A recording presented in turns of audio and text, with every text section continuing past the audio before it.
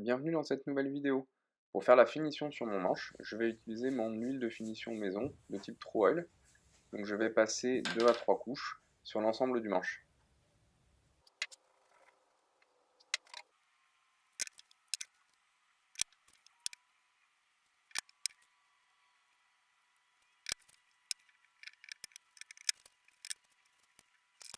Je laisse bien sécher entre les couches avant d'appliquer la couche suivante.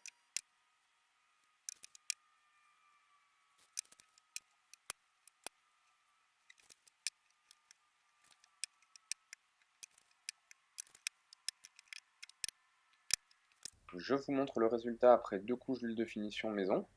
Donc on a un résultat qui est assez brillant, mais avec quand même un petit aspect peau d'orange, donc on va enlever tout ça.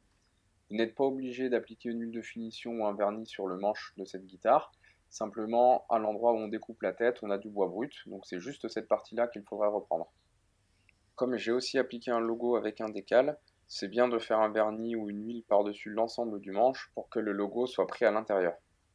Je vais ensuite poncer à l'eau avec du papier abrasif pour enlever l'aspect peau d'orange dont je parlais tout à l'heure.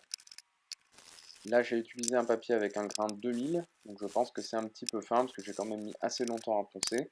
Donc pensez toujours à adapter le grain de votre papier à ce que vous voulez faire. Enfin, pour terminer, je vais utiliser mon polish lustrant et mon shampoing à lustrer pour carrosserie. Et à l'aide d'un tissu, je vais les appliquer sur le vernis de la guitare pour lui donner un aspect bien brillant. Alors voilà le résultat fini. On a un aspect qui est bien lisse et bien brillant. Ça aurait peut-être mérité un petit peu plus de ponçage, mais je pourrais toujours le faire par la suite. Là, je suis bien satisfait du rendu.